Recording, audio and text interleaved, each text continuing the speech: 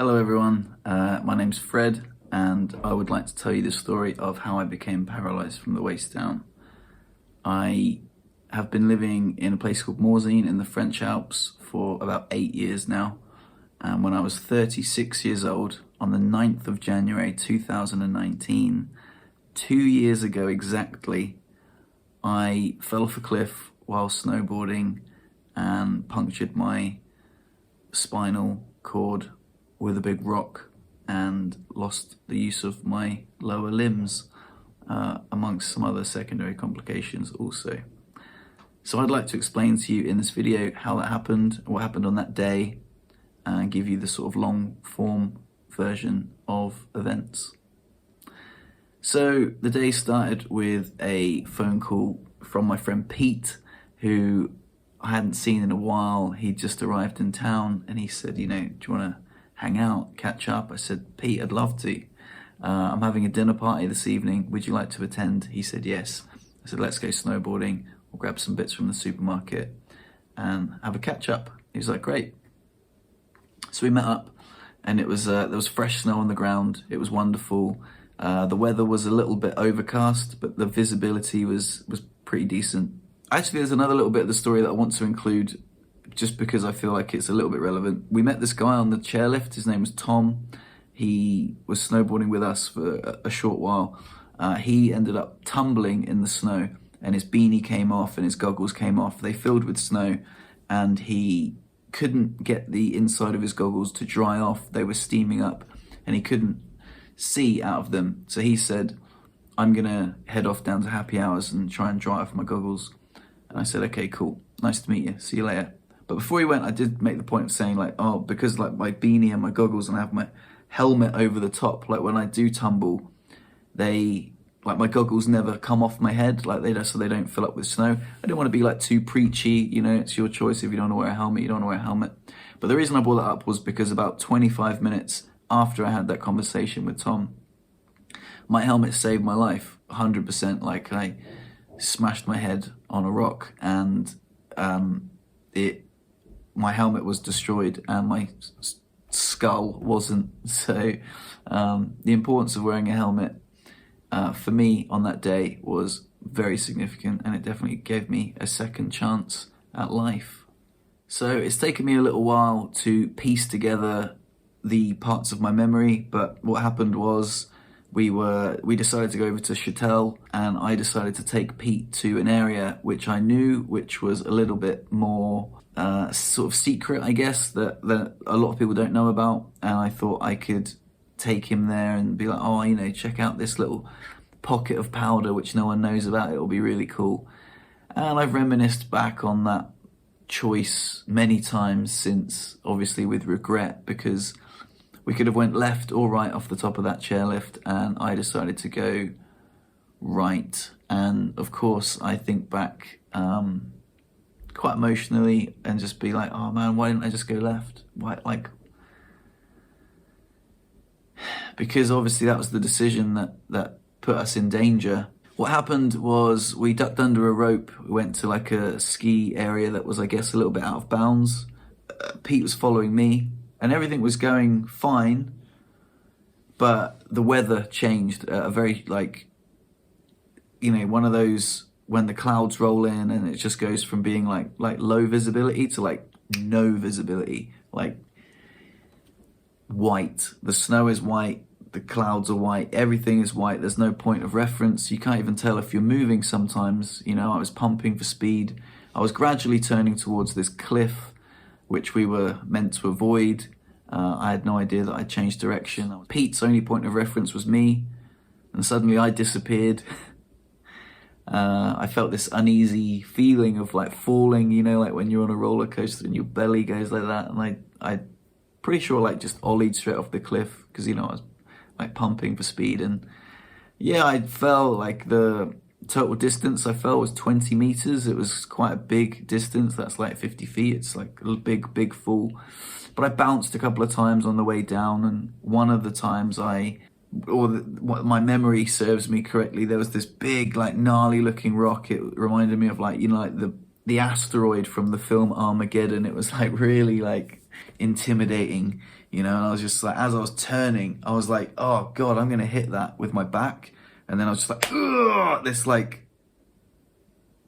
pain, and then darkness, like the huge part of my memory is missing, but I remember hitting that rock with my back, and that's when I broke my back. I'm almost certain of it. Like, there was a hole, actual hole in my jacket where some sharp piece of rock just punctured my spine. Yeah. Anyway, the next thing I remember is Pete being there.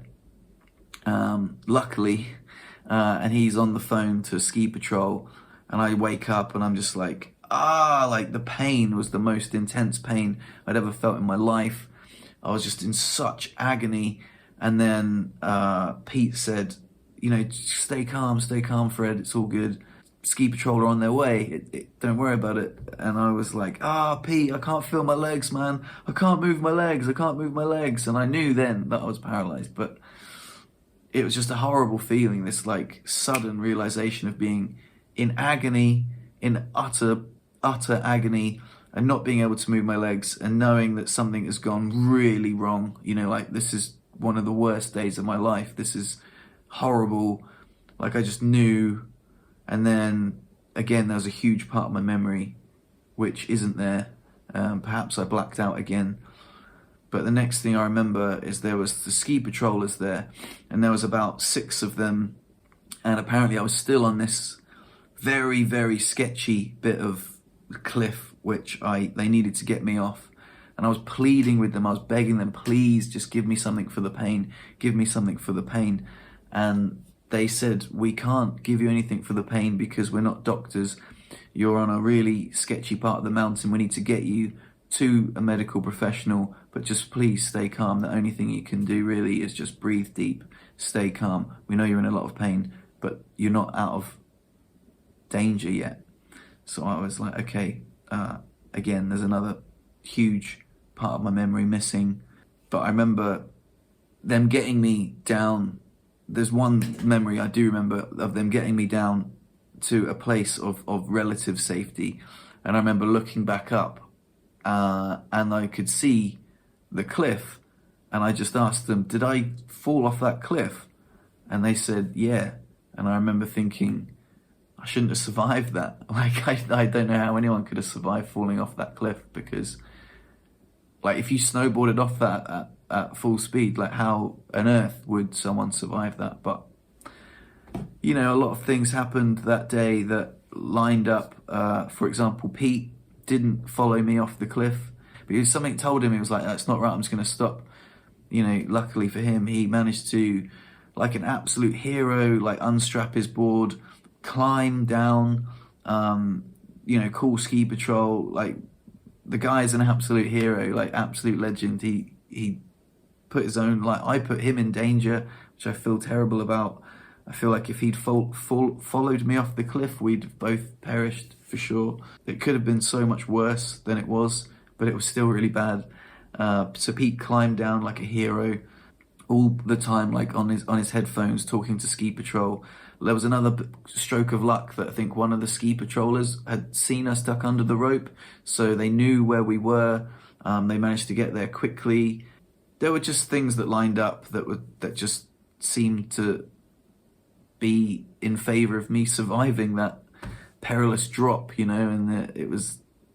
So anyway, fast forward to my memories. The next real memory I have was of them cutting my clothing off, and I just invested in some like new like Gore-Tex ski gear, and I was like, please, like, it was so silly, like, please don't cut my clothing off, like, you know, you can just pull my trousers off, you don't have to cut them off. And I was just worried about my clothes, and I had no idea. Like, the next thing I remember, I was in an ambulance, and I was told I was going to Annecy Hospital. And I remember thinking, why Annecy? Like, that seems so far away from where we were. There were closer hospitals we could have went to.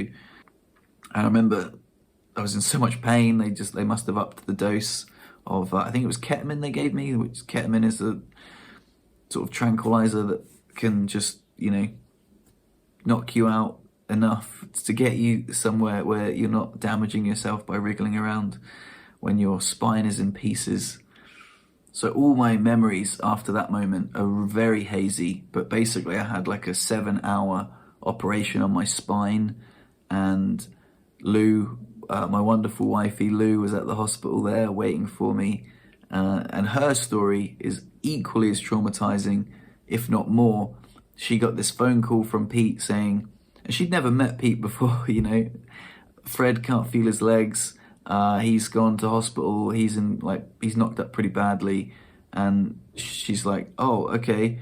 And he's given me his car keys. I'm gonna have to get down the mountain, drive the car to you so she can get to the hospital. I mean, it was just horrible. I can only imagine.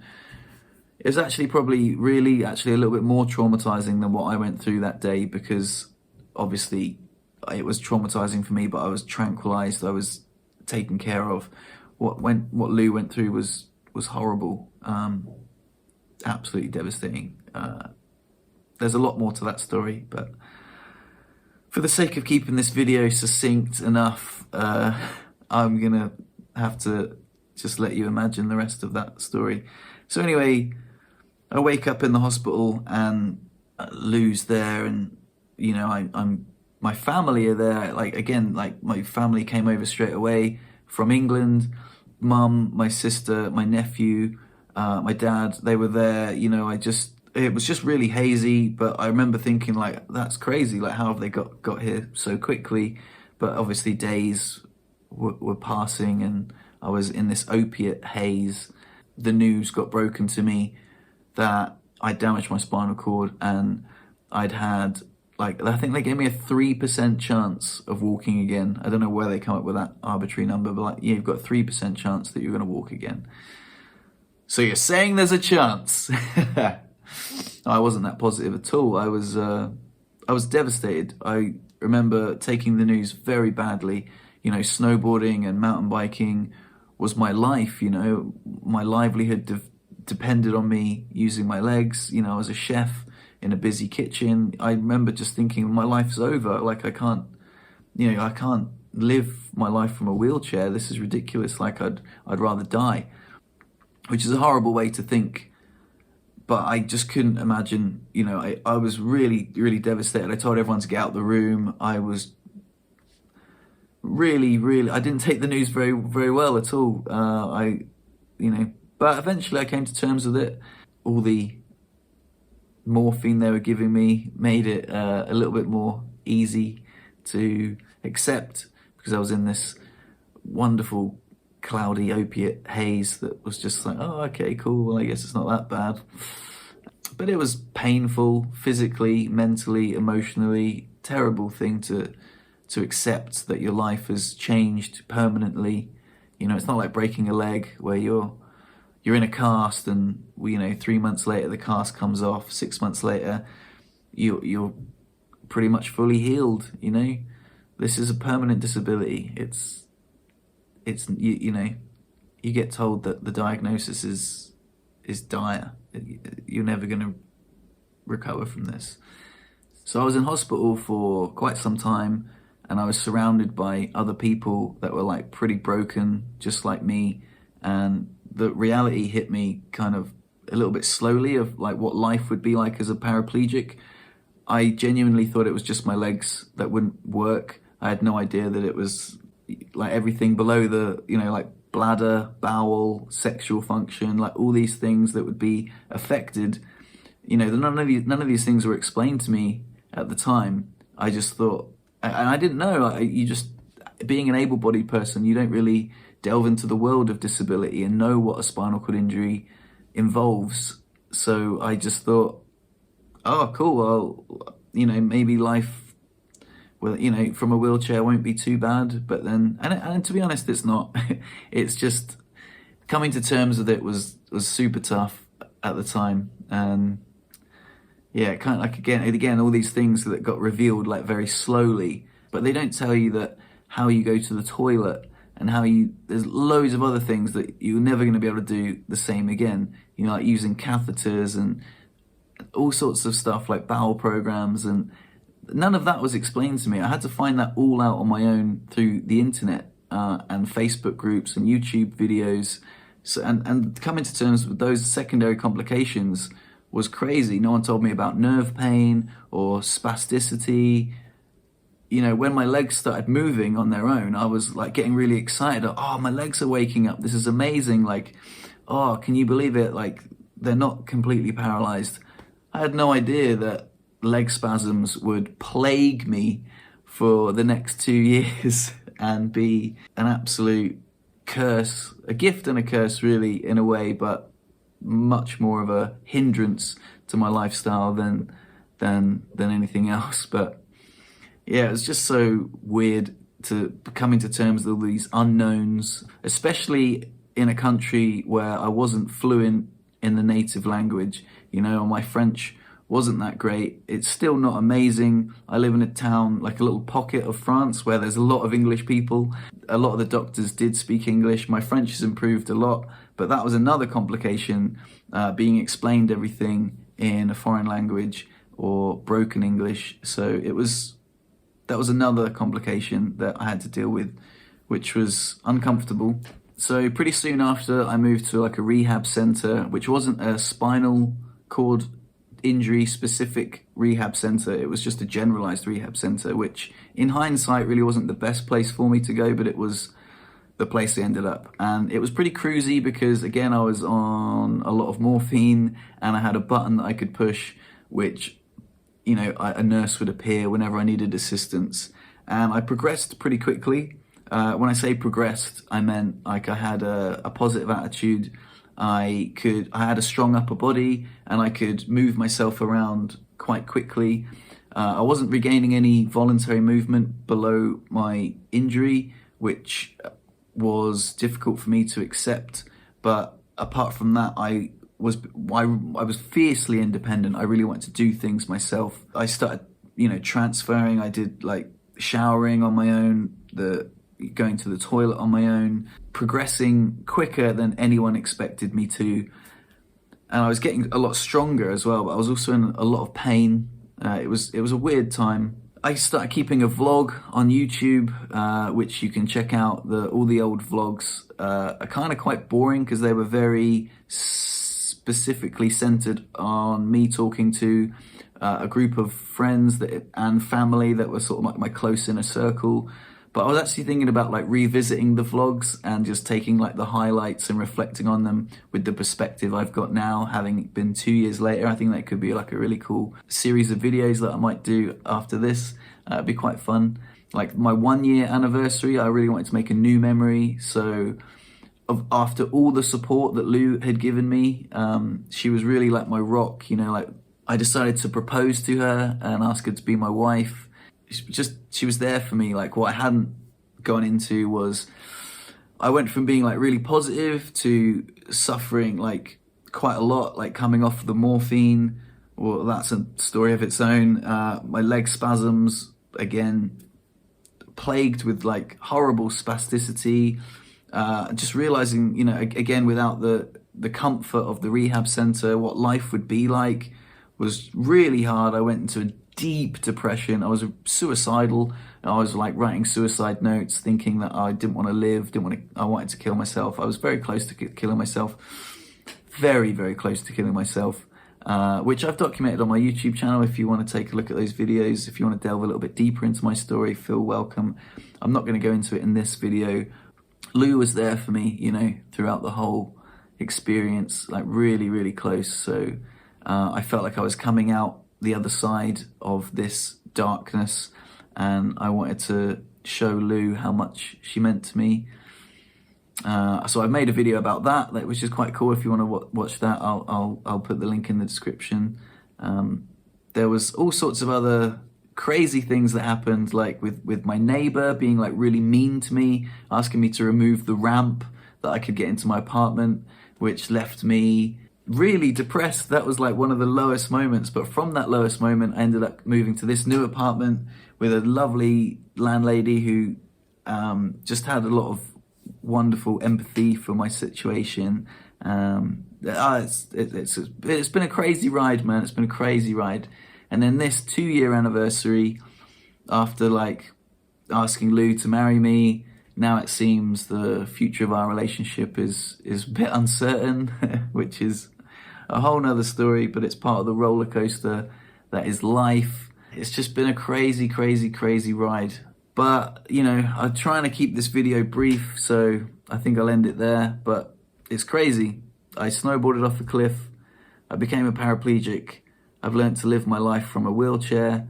There's still a lot of secondary complications that I'm dealing with. I'm still going to rehab. I'm still working out life.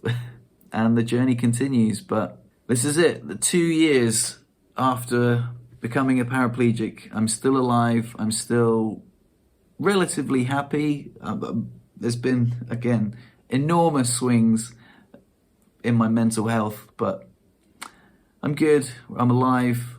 I've got a second chance at life. I'm still working it out, but hey, I think I'm going to end the video here.